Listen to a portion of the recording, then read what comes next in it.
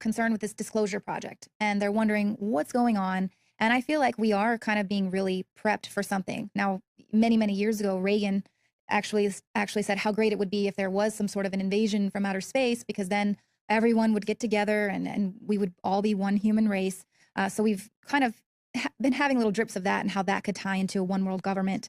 But, you know, Stephen Hawking came out 2010, said, don't contact aliens. They're much more advanced. Just yesterday on The Independent, a scientist warns the world to think twice before replying to alien signals from outer space, because once again, they're probably much more advanced than we are. You know, last year, Vatican astronomer citing, this is from the Vatican, talking about our extraterrestrial brothers. And he said there could be other beings who remained in full friendship with their creator. So really prepping us for some type of an encounter with extraterrestrial life. And we have the Pope coming out with his papal encyclical talking about a planetary council to oversee the world. We've got a former Canadian defense minister saying governments are hiding aliens, and he's urging world leaders to reveal the secret files. So, I mean, this was what, Friday, July 24th, this came out? Or I'm sorry, April 22nd. April 22nd. So, I mean, we're seeing a lot of this happening. So what do you think? Well, number one, I'm not worried about an Independence Day type invasion where they blow up our cities and they're trying to eat us. And people like Hawkins who say, oh, don't contact them, they may be dangerous. I can't help but laugh at that, because having actually taught a college level course on UFOs and having studied that for many years, going back into the 50s, actually, the whole idea of UFOs and extraterrestrials, this is nothing new. This goes back throughout our recorded history. You got Ezekiel, the fiery wheel in the Bible, and it picked him up, carried him to a city, you know, and you've got the flying boats of the ancient Egyptians, the flying dragons of the Chinese, the Vyamas of the Hindus, the flying shields of the Romans. I mean, all the way up today with the crop circles and the animal mutilations. And it's always been here. Mm-hmm. So why are they hiding? I mean, if their purpose then was to eat us or enslave us, you know, they would have done it long before now. And it's like the scientist that says, well, maybe we don't want to send signals into space. They may be more advanced than us. Well, if they're more advanced than us, you better believe they know we're here. Okay. I think they leave us alone, because I think that something similar to the Star Trek Prime Directive, you know, that they have in Star Trek, which says that it's not proper to overtly interfere with the natural progress of a species. And now, whether that's an actual law with enforcement troops and stuff, I'm not sure. I think it's probably more of a universal understanding by people and civilizations that have gotten advanced enough to move into space. They're also socially advanced enough to know it's not proper to go and interfere. Mm-hmm. I'll give you a good example. Not long back, they discovered in South America a Stone Age tribe. And so they quickly sealed off that whole area, not to keep them in, but to keep everybody else out, so that scientists could go and actually study them and find out how Stone Age people live. And then they went through a conditioning process, their own disclosure, if you will.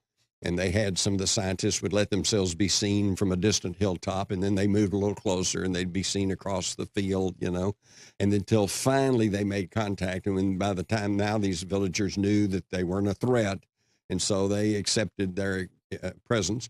And then they gave them a few rudimentary things like maybe metal knives or something that improved their life. But it was unlike most of man's history, where in Western civilization, they'd rush in with Bibles and guns and say, put on some clothes, you know. Or smallpox. Smallpox, and totally destroy their civilization.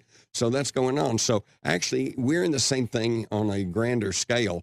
If you extrapolate on up, I know going back to the 1950s, the national polls showed that virtually no one believed there was any kind of life outside the earth.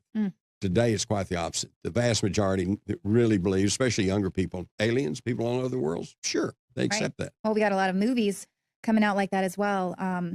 Now, what about Project Bluebeam? I mean, do you think that there is maybe an effort by the elite or kind of the secret hands to possibly use some sort of a disclosure as a means to usher in a one world government? Well, let me say this about disclosure. Disclosure is not going to come from any of our governments. Okay. And actually, it already has. If you listen to some of our astronauts, and if you listen to Paul Hellyer, former defense ministry of Canada, if you'll, on and on. Werner von Braun, they talked about aliens and extraterrestrials. So it's out there for the people who want to look at it. But the real disclosure is going to come only from them. And it's simple enough. All they got to do is let themselves be known, hover above a large city long enough for the news crews to get out there with their cameras, and the game's up. Right. Well, and I think, with the crop circles and everything, I mean, is that not enough of a message, or people? Absolutely. If you look at it, of course, see, this conditioning process is, and particularly if you look at it from the standpoint of a government, say the United States government, they have to represent all the people. Okay. Now, there's a segment of the people, you and I fall into this. We really want to know the truth. We really want to know, are they out there and where they come from and what are they doing? But you got another segment of the population, they really don't want to know. I don't want to know that stuff. And so what the government does is play very cozy.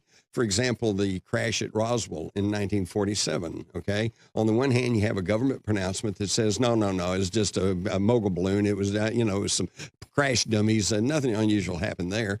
Backed by little or nothing as far as evidence goes. On the other hand, you've got about 500 people who are now in the public record saying, I was there and I picked up pieces of the wreckage and I saw the bodies and I transported the bodies, et cetera, et cetera. But they leave you that choice. Right. You can choose which one you want to believe.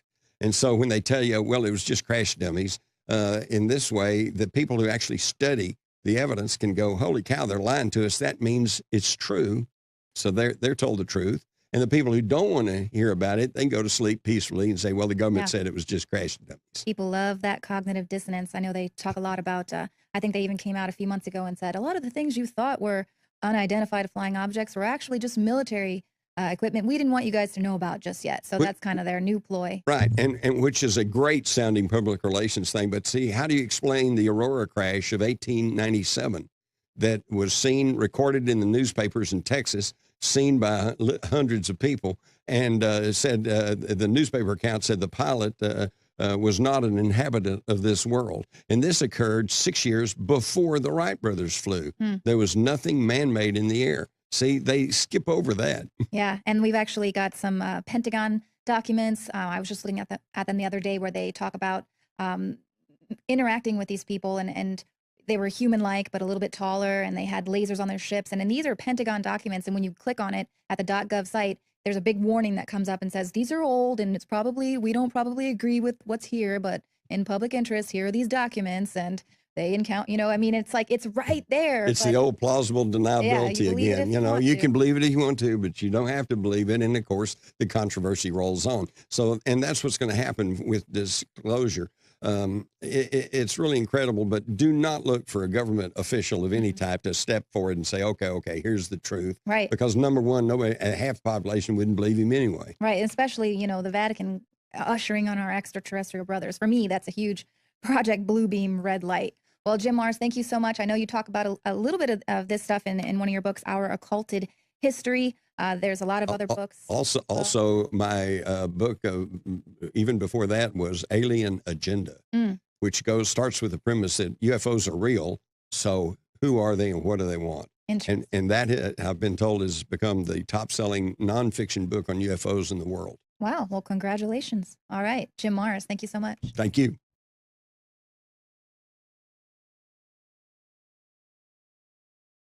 Now, I wanted to talk to you about, a lot of people are concerned with this disclosure project, and they're wondering what's going on. And I feel like we are kind of being really prepped for something. Now, many, many years ago, Reagan actually said how great it would be if there was some sort of an invasion from outer space, because then everyone would get together and we would all be one human race. So we've kind of been having little drips of that and how that could tie into a one world government. But, Stephen Hawking came out 2010, said, don't contact aliens. They're much more advanced. Just yesterday on The Independent, a scientist warns the world to think twice before replying to alien signals from outer space, because once again, they're probably much more advanced than we are.